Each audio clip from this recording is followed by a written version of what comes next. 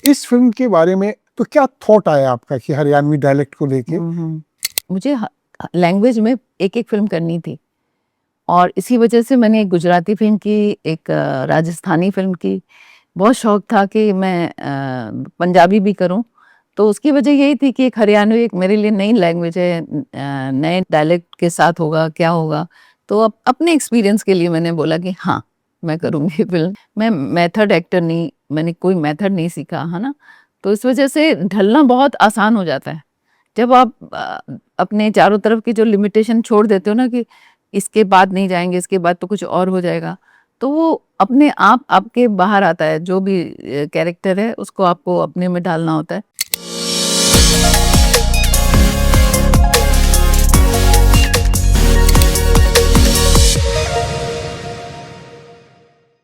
नमस्कार दोस्तों, मैं सुभाष जैन। मैं फ़िल्में बनाता हूँ, I am a filmmaker और मैं शुरू से लेके अभी तक इसी फ़ील्ड से जुड़ा रहा, चाहे वो स्टेज हो, यानी स्टेज ड्रामा या रेडियो हो। रेडियो में भी मैंने ड्रामे किए, ड्रामे लिखे, टेलीविज़न हो, टेलीविज़न में मुझे डीडी न्यूज़ में काम करने का मौका मिला और वहाँ मैंने बहुत ही अच्छे-अच्छे काम किए और या फिर फीचर फ़िल्म हो। आज मैं आपके पास 2-3 चीज़ों के लिए आया हूँ। सबसे पहला तो ये है कि मेरी फ़िल्म छन्नू, जो मैंने बहुत पहले बनाई थी, हरियाणवी डायलेक्ट में थी। आप तो जानते हैं हरियाणवी कोई लैंग्वेज नहीं है, एक डायलेक्ट है और उस वक़्त हरियाणवी डायलेक्ट में और आज के हरियाणवी डायलेक्ट में बहुत फ़र्क हो गया है। आप तो जानते ही हैं, उस वक़्त हमारी जो हरियाणवी डायलेक्ट था, वो आस-पास के कुछ स्टेट्स में ही लोग पसंद करते थे। लेकिन अब इसको नेशनल रिकॉग्निशन मिल गई है। अब पूरे देश में लोग जो हैं, हरियाणवी डायलेक्ट को पसंद करते हैं, उनकी फ़िल्मों को पसंद करते हैं। आप किसी भी फ़िल्म का नाम ले लीजिए, बहुत सी फ़िल्में बनी हैं, लेकिन अगर आमिर खान साहब की अगर फ़िल्म दंगल की बात करें, तो वो भी पूरी की पूरी हरियाणा की उसमें बनी है। मैं आज जो बात करने वाला हूँ आपसे, एक तो मैं आपको ये बताऊँगा, वो आपको शायद अभी कहीं से नहीं पता चला हो कि अगर आपके पास पैसे भी नहीं हैं और पैशन है, लगन है कि मुझे ये काम करना ही है, तो आप बिना पैसे के भी कैसे कर सकते हैं। अगर फ़िल्म मेकिंग की बात करें, तो मैं फीचर फ़िल्म की बात करूँगा। अगर आपकी जेब में पैसे नहीं हैं और क्या आप फीचर फ़िल्म बना सकते हैं? ना सिर्फ बना सकते हैं, बना के रिलीज़ कर सकते हैं और क्या वो फ़िल्म आप लोग इतना पसंद करेंगे? ये बहुत ही थैंक यू सो मच। मैं आप लोगों का शुक्रिया अदा करता हूँ कि आपने मेरी फ़िल्म छन्नो को, जो आज से बहुत साल पहले बनी थी, हरियाणवी डायलेक्ट में, उसको बहुत पसंद किया। और आज उसी सिलसिले में मैं आज आपकी मुलाकात करवाने जा रहा हूँ इस देश की बहुत बड़ी स्टार, जो अपने टाइम में जिसने बहुत हिट फ़िल्म भी दी थी, नदिया के पार। नदिया के पार में जिसने गुंजा कबूल किया था, मैं बात कर रहा हूँ साधना सिंह की। आज उनसे मुलाकात करवाता हूँ और उनसे पूछता हूँ कि छन्नू के टाइम पे, जब छन्नू हम बना रहे थे, तो उनका अपना एक्सपीरियंस कैसा रहा। साधना जी, बहुत-बहुत स्वागत है आपका। आपने उस वक़्त, मुझे याद है कि आपको साइन करने के लिए, इस फ़िल्म के लिए हमें बहुत स्ट्रगल करना पड़ा था और थैंक यू सो मच। उस वक़्त आप हमारी इस फ़िल्म के लिए तैयार हुईं और हरियाणवी फ़िल्में जो भी बनी थी उससे पहले, क्या मैं कहूँगा कि आज तक जिस लेवल की आप एक्टर रही हैं, वो बहुत कम लोगों ने काम किया है उसमें। और आपका म्यूज़िक में, डांस में, एक्टिंग में इतना इतना वास्ट किस्म का एक्सपीरियंस है। तो इस फ़िल्म के बारे में जब आपसे बात हुई, तो क्या थॉट आया आपका कि हरियाणवी डायलेक्ट को लेके?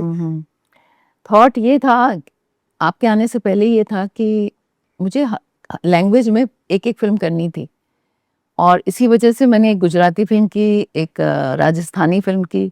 बहुत शौक था कि मैं पंजाबी भी करूं। तो उसकी वजह यही थी कि एक हरियाणवी एक मेरे लिए नई लैंग्वेज है, नए डायलेक्ट के साथ होगा, क्या होगा। तो अपने एक्सपीरियंस के लिए मैंने बोला कि हाँ, मैं करूंगी फिल्म। नहीं, लेकिन जिस तरह से आपने पूरी फिल्म को, और क्योंकि मैं गांव में रहा हूं तो मुझे पता है, और इसीलिए मैं बहुत गांव को नेचुरल बनाने के चक्कर में मैं बहुत फिल्मी लाइन को भूलकर मैं उस रियल लाइफ में मैंने कोशिश की फिल्म को बनाने की। और आपने जिस ढंग से आप ढली, मतलब जो लोग शूटिंग देख रहे थे या बाद में जिन्होंने फिल्म देखी, कोई इस चीज के लिए यकीन करने के लिए तैयार नहीं था कि आप हरियाणा से बिलोंग नहीं करती हैं।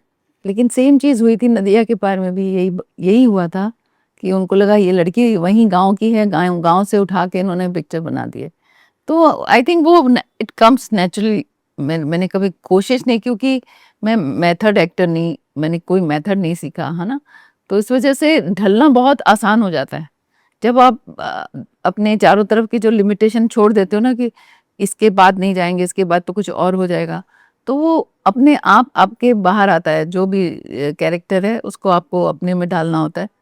तो एक्टर के लिए तो इजी, मुझे नहीं पता जो लोग मेथड एक्टर हैं कितनी तैयारी करते होंगे, बट मेरी तैयारी यही है कि बस खुशी खुशी जाओ सेट पे, डायरेक्टर ने क्या समझाया मैंने समझ लिया। और साधना जी, आपने जिस तरह का काम किया है इस फिल्म के अंदर, लोगों ने उसको बहुत कनेक्ट किया अपने आप से।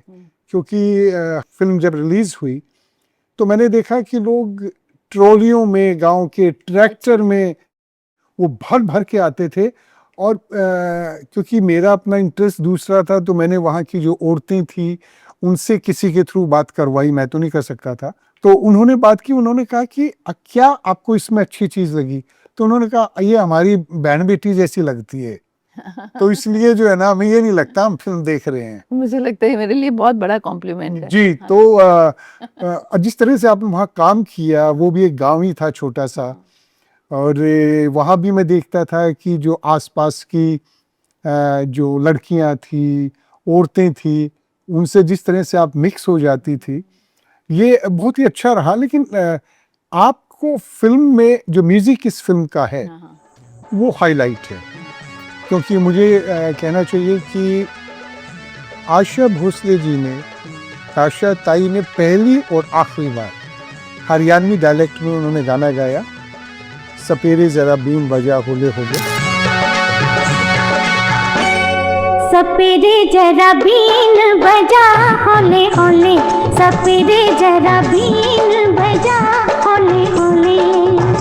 तेरी बीन पे नागन डोले, तेरी बीन पे नागन डोले, डोले रे जरा बीन बजा होले होले, सपेरे जरा बीन बजा होले होले। आपने उसमें जो डांस किया, और वो एक तुगलकाबाद के पुराने किले की लोकेशन थी, बहुत अच्छी तरह से याद। लोगों को मैंने देखा कि लोग, हम तो सुनते थे पहले, लोग जो पर्दे पे पैसे फेंकते थे इतने हाउसफुल के बाद, तो देख के बड़ा अच्छा लगता था। और आपको बहुत बहुत मुबारक हो।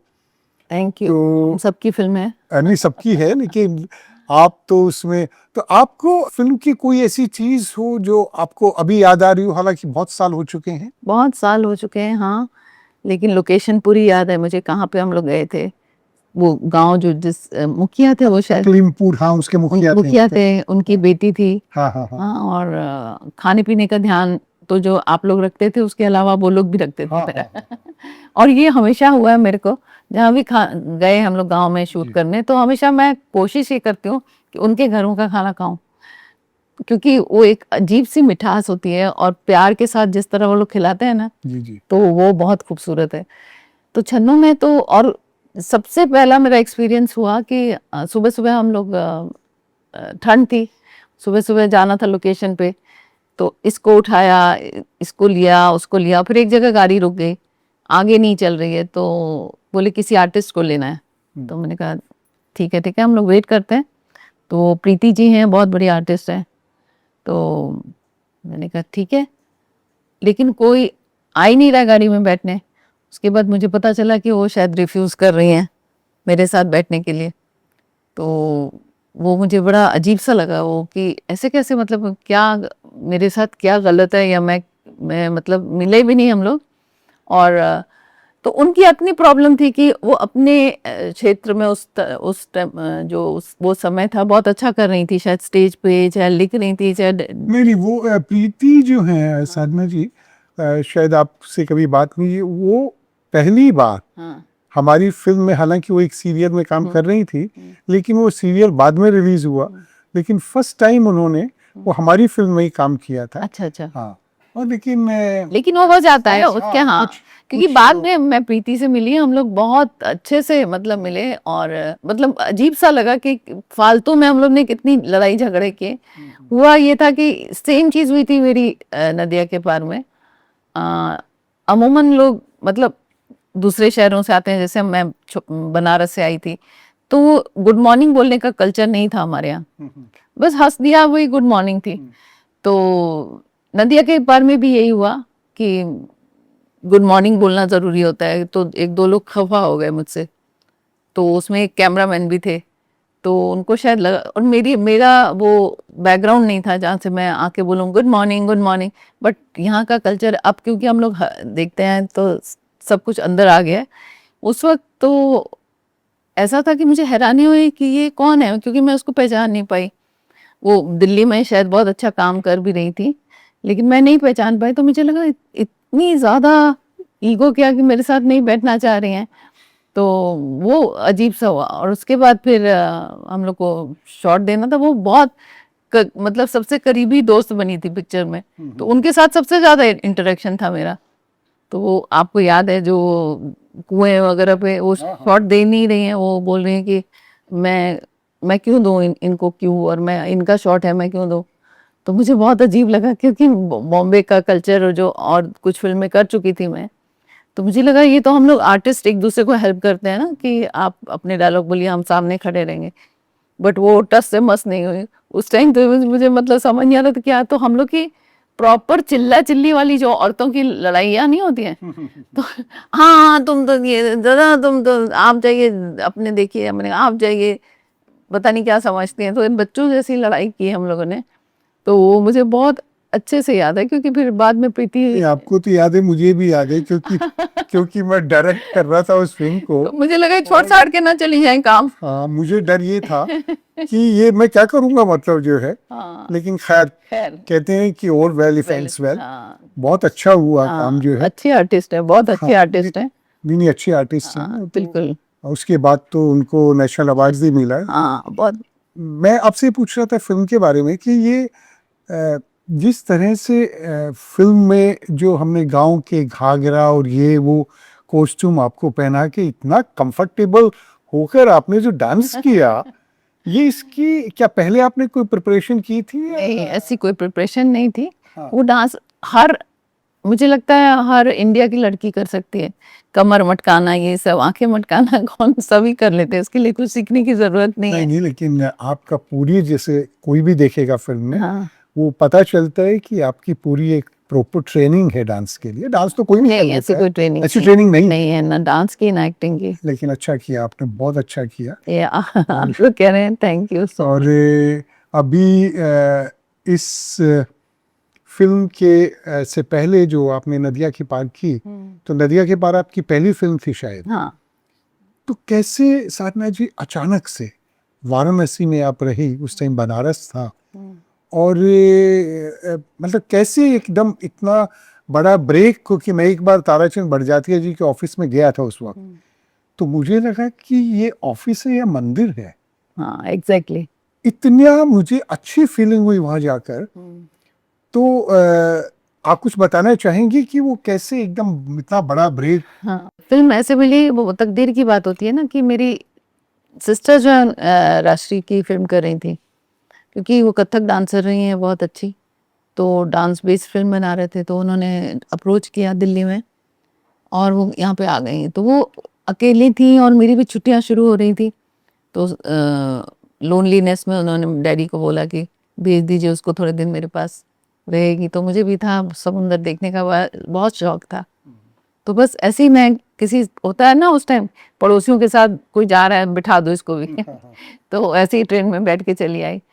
और जिनके घर हम लोग रहे थे अजीत नायक, वो भी कैमरामैन ही है, तो उनके घर हम लोग रहे कुछ 2-3 महीने। और उस दौरान जब जा रही थी सिस्टर शूट पे तो ऑब्वियसली मैं भी चली जाती थी, लेकिन स्टूडियो में जाके मैं एक्टिंग नहीं देखती, इधर उधर मस्ती, इधर घूम मतलब डांस डायरेक्टर के साथ चली गई, दूसरे सेट पे चली गई, देख रही हूँ बस यही। तो उस दौरान जो 15 दिन मैं रही, तो डायरेक्टर जो थे नदिया के पार वाले, वो सत्यन बोस के को डायरेक्टर थे जी। और वो उनको ये फिल्म मिली थी डायरेक्ट करने के लिए। तो वो ढूंढ ही रहे थे बहुत टाइम से कि उनको गुंजा नहीं मिल रही। तो जब उन्होंने मेरे हाव भाव देखे, ये टॉम बॉय थी बिल्कुल, कि किसी को भी ऐसे जवाब दे दिया, ये कर दिया वो कर दिया, तो 15 दिन में उन्होंने अपना मन बना लिया कि मुझे मेरी गुंजा मिल गई। हाँ, तो मेरी सिस्टर को भी लगा कि भाई उनके पास पहले वो फिल्म गई थी, मतलब ऐसा था कि वो भी कर सकती थी, लेकिन वो ऑलरेडी कर रही थी। तो शायद ताराचंद जी ने बोला कि नहीं, एक लड़की ऑलरेडी कर रही है तो दूसरी को देखो। तो उनको लगा कि फिर मेरी बहन क्यों नहीं, है ना, तो वो था उनके दिमाग में। तो ऐसे ही बस लैप पे गिर गई पिक्चर। बहुत अच्छी बात है कि इतना बड़ा उससे ब्रेक मिला और इतना बिल्कुल, लोगों ने पसंद किया आपको। उस वक्त जब आज तो सारी चीजें बदल गई हैं मेकिंग के बहुत अंदर, था। वहाँ तो पता चल रहा है कि इतने स्ट्रगल में और इसमें, और मैटाडोर होती थी हाँ, जहाँ उसके लिए आज तो दूसरा सब कुछ हो गया है, वैनिटीज आ गई है। चीज आ गई है, सब कुछ आ गया है। तो जो प्रीति ने उस वक्त किया था ना, वो आज के आर्टिस्ट करते हैं अच्छा, कि मैं मेरे लिए अकेले हमको चाहिए गाड़ी, अगर जा रहे हैं हम लोग 2 जने नहीं बैठेंगे, 1 जने। तो मैं अमूमन बैठती हूँ तो मैं बोलती हूँ कोई आना चाहे तो आ सकता है। बोले नहीं मैम मना है आपके साथ, आप अकेले जाइए। तो बोले ठीक है। तो आई थिंक ह्यूमन टच कम हो गया अब, सब अपने अपने वैनिटी में जाते हैं। नहीं, वही मैं सोच रहा था, क्योंकि मैं कई बार देखता हूँ कि जैसे शॉट खत्म होता है हर आर्टिस्ट अपने मोबाइल पे लेके बैठ जाता है, और पहले मोबाइल नहीं थी तो आपस में बात होती थी। आपस में बात होती थी और हम दूसरों का शॉट भी देखते थे हाँ, कि ये क्या कर रहा है और इसके आगे की क्या स्टोरी है और पीछे की क्या स्टोरी है, अब हमको कैसे करना होगा ये सीन। जी। तो हम यही, दादा ने तो यही सिखाया था, गोविंद जी ने, कि बैठो तुम, कहीं नहीं जाना है, अभी दूसरे की वो भी देखो, क्या सचिन क्या सीन कैसे चल रहा है। तो ये बहुत बड़ा फर्क है। लेकिन आजकल अपने ही में बहुत ये लोग जद्दोजहद करते हैं, बहुत तैयारी करते हैं अपनी, कोई लॉक हो जाता है 2 महीने के लिए। तो मुझे लगता है कि एक्टिंग ऐसी चीज नहीं है जो कि एकदम सीखी जाए। मुझे लगता है एक्टिंग नहीं करना एक्टिंग है। या बिल्कुल ठीक है। हाँ, और एक्टर्स ज्यादा रिएक्टर होते हैं। तो इधर इन सालों में मैंने देखा कि सब हम एनएसडी से हैं, हम, अच्छा तुम्हें पता है वो एनएसडी से है, तो क्या मतलब क्या करूं मैं तो उस वजह से मैंने काफी काम भी नहीं किया, क्योंकि बोलते थे कि फलाने कोई एक्टर का नाम लेके उसकी माँ बनी आप। तो मैंने कहा ये मेरे लिए कोई अवार्ड वाली बात नहीं है, मेरा रोल क्या मुझे उससे मतलब है। मैं किसी की दादी हूँ, नानी हूँ, चाची हूँ, लेकिन मेरा कैरेक्टर क्या है फिल्म में, कंट्रीब्यूशन क्या है, दैट्स मोर इम्पोर्टेंट। तो वो इज्जत मुझे दी शेफाली भूषण जुगनी की मैंने उनकी। तो उनका ये था कि मुझे आप चाहिए इस रोल के लिए, बस। वो माँ होती है हीरो की, वो अलग बात है, लेकिन ये आपके लिए मेरे पास है कैरेक्टर और आप ही करेंगे। नहीं, ये सबसे बड़ी बात है कि आपको रोल क्या मिल रहा है। हाँ, रोल क्या मिल रहा है, उसकी माँ बनी और इसकी बीवी बनी, उससे मुझे उससे नहीं, वो तो मतलब ये कितना छोटापन है कि एक आर्टिस्ट को आप ये बोल रहे हैं कि आप उसकी माँ बनी है, दादी बनी है, चाची बनी है। आप रोल बताइए आप ना, रोल बताइए क्या, ये नाम का रोल है आपका, ऐसा है, ये है कंट्रीब्यूशन, ये है, फिल्म ऐसे जाएगी, वैसे उतना नहीं होगा। नहीं, उसमें तो हालांकि अनुपम खेर साहब ने जो है अपनी पहली फिल्म में ही उन्होंने अपने से मतलब डबल एज के आदमी का जो है काम किया। हर आर्टिस्ट मुझे लगता है करना चाहता चाहेगा। है। हाँ, क्यों नहीं करना चाहेगा। अगर हमको 80 साल की औरत का करना चाहिए, अगर रोल अच्छा है, रोल अच्छा, बिल्कुल ठीक, तो मैं क्यों सिर्फ बैठना है, अगर मुझे 80 साल की बने, कोई मतलब नहीं, क्या मतलब है मेरा। नहीं बिल्कुल ठीक तो है, बस उसका वही कोई बात मतलब है। नहीं होता। तो आजकल आप सुना है कि कोई अच्छे 1-2 प्रोजेक्ट में काम कर रहे हैं, कुछ हाँ। बताना चाहेंगे उसके बारे में? एक फिल्म तो कंप्लीट हुई है, ये कैसी है पहेली। जी। वो अभी न्यूयॉर्क फेस्टिवल में उसका वर्ल्ड प्रीमियर हो रहा है 21 तारीख को। जी। तो उसमें बहुत मजा आया काम करके। डायरेक्टर का कन्विक्शन, क्लैरिटी थी ना बहुत ज्यादा, कि वो एक जगह पे अटक जाते थे कि बस ये इस अब आप 3 बार करेंगे शूट तो भी मैं रखूंगा वही वाला।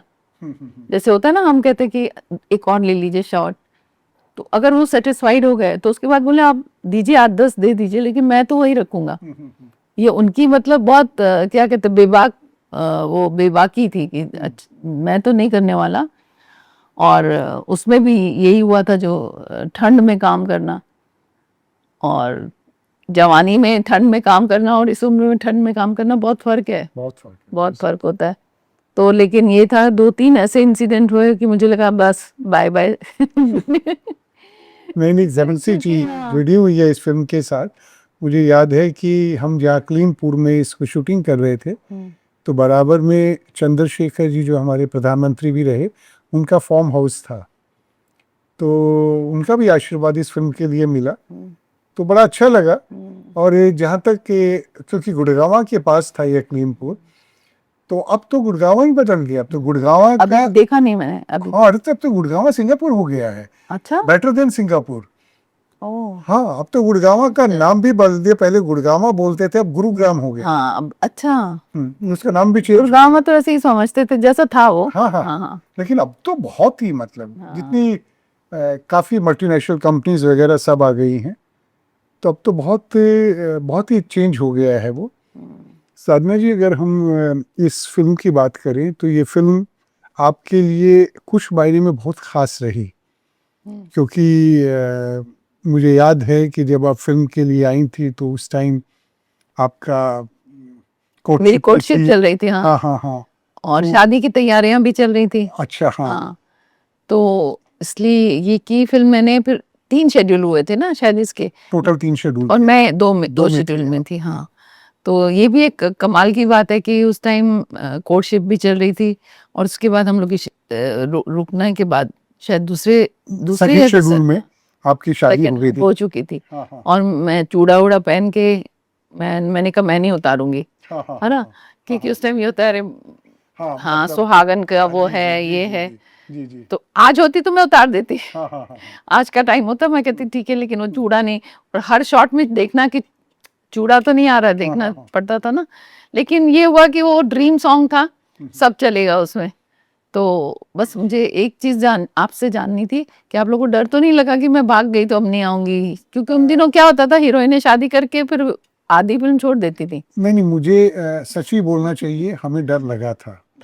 हाँ, और इसलिए आपको याद होगा जो पहले शेड्यूल का जो लास्ट शॉट हमने लिया था, हाँ तो मैंने कहा ऐसा है कि किसी वजह से अगर सेकंड शेड्यूल में इन्हें नहीं आई तो कम से कम हम जो फाइनल का शॉट है वो ले ले।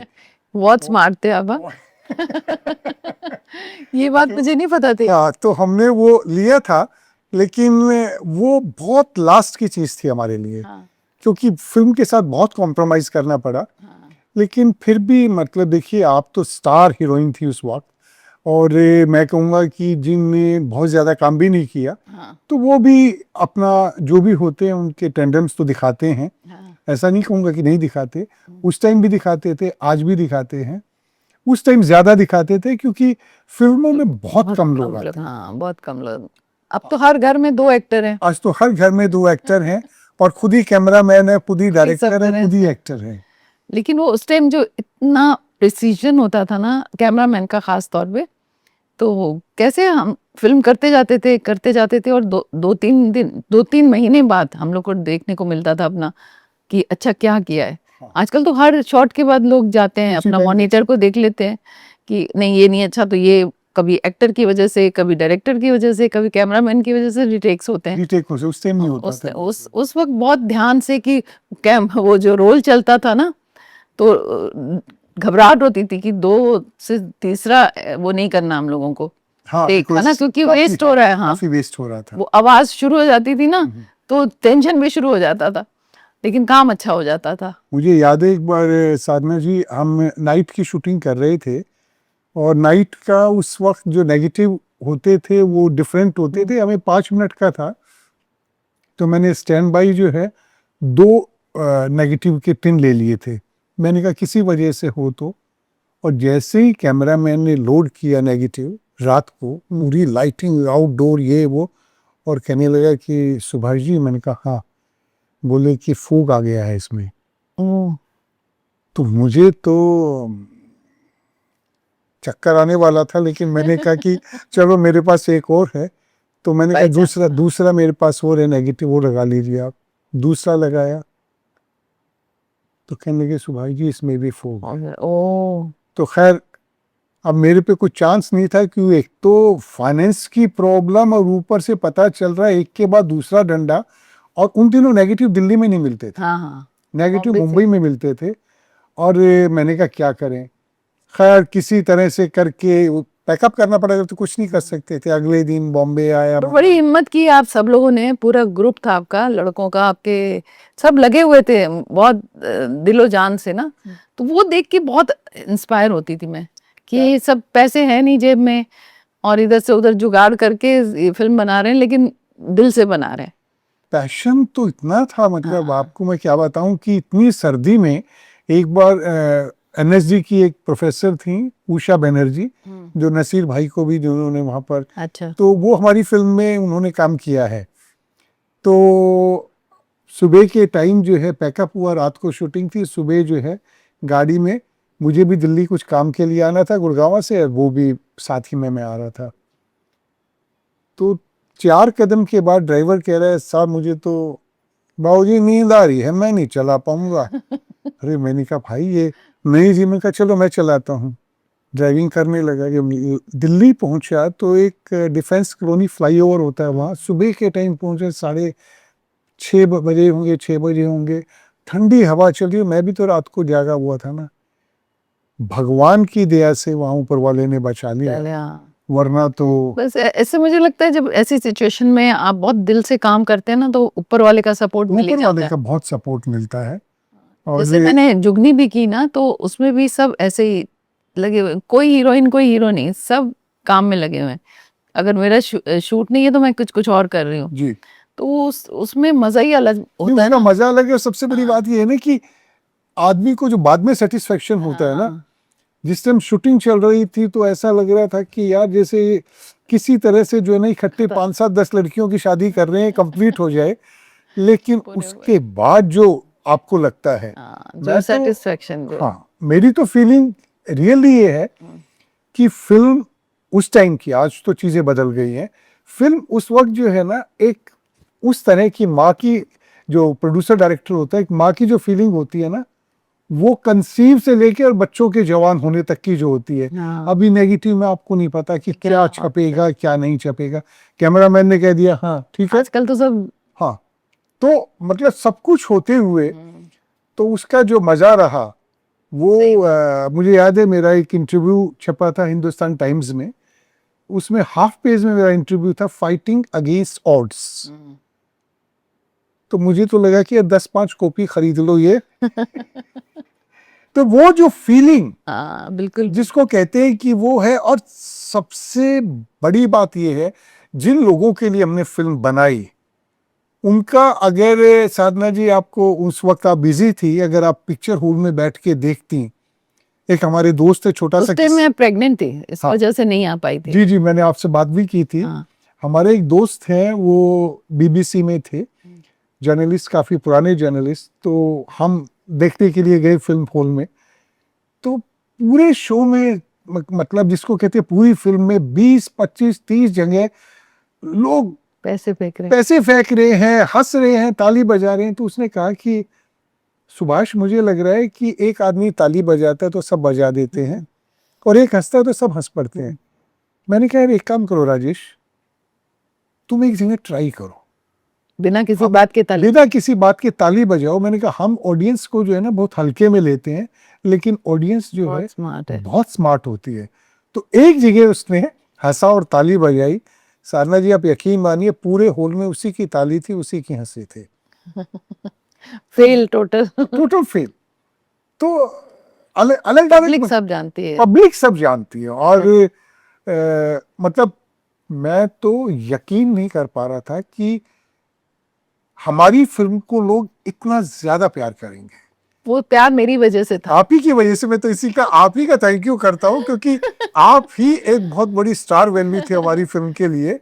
और राम मोहन जी ने भी बड़ा अच्छा काम किया, जो आपके फादर का किया। वो तो मेरे फादर ही बन गए थे हाँ, एक्चुअली। नहीं, बहुत काफी अच्छा फिल्में काम की। किया उन्होंने। हालांकि वो 200-300 फिल्मों में काम कर चुके होंगे।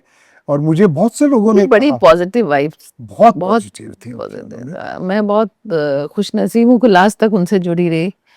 और व्हेन लॉस्ट हिज मेमोरी बाद में। अच्छा अच्छा अच्छा।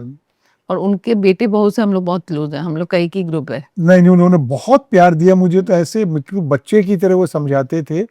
और उनको लगता था कि जो है ना, उन्होंने एक बार मुझे कहा, कहने लगे, सुभाष जी आप मेरे कुछ और शॉट रखते इसके अंदर।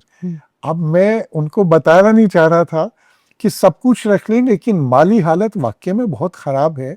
और आदमी जो है ना, क्योंकि उन दिनों तो रॉ स्टॉक का आपको पता ही है वही क्या मारा मारी थी। डर लगता था, हाँ, चलने लगता था। लेकिन तो बहुत उन्होंने गाइड किया, बड़ा अपना आशीर्वाद रखा। और बहुत ही बढ़िया आदमी थे। उनके साथ जिस तरह से मतलब हम लोगों को लगा। और आपने जो उनकी बेटी का किरदार किया, लोग बाग, मुझे बहुत से लोगों ने कहा अच्छा, क्योंकि बेचारे गांव के लोग जो है ना भोले होते हैं, कहने अच्छा आप इनके रियल फादर को भी पकड़ के लिए आए। मैंने कहा ये भी एक्टर हैं। एक्टर है। हाँ, तो ऐसी इसी तरह की बात मुझे ना कहीं हम लोग गए थे, प्रचार ही करने गए थे शायद। तो एक घर में रुकना पड़ा हमको। गोपालगंज करके वो है जगह, इसमें बिहार में। हाँ हाँ। तो रुकना पड़ा। तो थोड़ी थकावट थी। तो मालिश वालिश वो बोली जो लेडी थी घर की कि हमारे पास बहुत अच्छी मालिश वाली है। तो आ गई 2 औरतें मालिश करने। मैंने कहा हाँ करो। आप एक बात बताएं, आप बुरा मत मानेगा, आप अपना नाम क्यों चेंज की? आपको गुंजा ही रहने देना चाहिए था। ये साधना सिंह क्यों रख लिया नाम आपने? उनको लगता है हम साधना सिंह, मतलब ये एक ऐसी चीज बन गई गुंजा, जो मतलब लोग नहीं चाहते हैं मुझे अलग करें उससे। तो यही होता है, लोग जब प्यार में पड़ जाते हैं उनको दिखता है कि अच्छा ये बाप बेटी शायद सच्ची बाप बेटी है क्या। तो वो बड़े दिल से लोग जो देखते हैं ना फिल्म। जी, मुझे गुंजा से याद आया साधना जी, मैं फिल्म की शूटिंग कंप्लीट हो गई थी, एडिटिंग पे चल रही थी। तो मैं कोई बहुत आर्टिस्टिक लोग थे दिल्ली में, तो वहाँ हम बैठे हुए थे। वहाँ पे बिहार का ग्रुप भी आया हुआ था म्यूजिक का। तो कोई बात चली, किसी ने कहा कि सुभाष जी ने फिल्म बना रहे हैं, ये है वो है। तो कहा, तो उन्होंने कहा कौन है क्या है। तो उन्होंने बताया कि सुभाष जी ने मेन लीड किया है, और जो हीरोइन है वो साधना सिंह है। तो बोले अच्छा अच्छा, साधना सिंह मतलब इन्होंने ऐसे किया। तो उनमें से एक बोला साधना सिंह मतलब गुंजा। तो मैंने कहा हाँ। आप यकीन मानिए जितने वो बैठे हुए थे सब उछल गए कि गुंजा के नाम से। तो ये नाम जो आपको नदिया के पार में मिला, कुछ एक नाम होते ना, जैसे आज भी बहुत से एक्टर नहीं देखिए, लेकिन नाम से इतने साल तक मुझे नहीं लगता कि किसी आर्टिस्ट को भी मिला। अभी मैं बल्कि सुन ही रही थी, ये गुंजा के बारे में ही वो बता रहे थे यही बात, कि कैरेक्टर आज तक चल रहा है वो इतना ज्यादा, मतलब ऐसा कभी हुआ नहीं कि अपने नाम से कोई इतना मैं ज्यादा तो खुद देखा। मतलब मुझे लगा कि यार ये मतलब जिसको कहते हैं ना कि ऐसे अभी उछल जैसे गए। छन्नो है, लोग कहेंगे छन्नो, अच्छा गुंजा छन्नो कर रही है, साधना सिंह कर रही है, वो नहीं देखेंगे। हाँ, हाँ। हाँ, तो ये बात है। नहीं ये, लेकिन चलिए। ये बड़ी अच्छी लगी, मतलब पूरी की पूरी जर्नी फिल्म की। और मैं जो भी हूँ ना अभी फैंस के लिए हूँ, बाकी तो यहाँ पे इतने वो क्या कहते हैं ग्रुप्स बन गए हैं और इतनी पॉलिटिक्स चलती रहती है हर जगह। तो मैं इतनी खुश हूँ कि इतना प्यार करते हैं मुझे, इतना प्यार करते हैं। तो मुझे लगता है वही अवार्ड है मेरा। नहीं यार, आप इस लायक हैं। और आप आगे भी बहुत अच्छे अच्छे प्रोजेक्ट करें, हर सब लोगों को देखने को मिले। And thank you very much Sadhana ji, से मिलकर हमेशा ही अच्छा लगता है। थैंक्स। बस सबसे गुजारिश है जाके छन्नो देखें।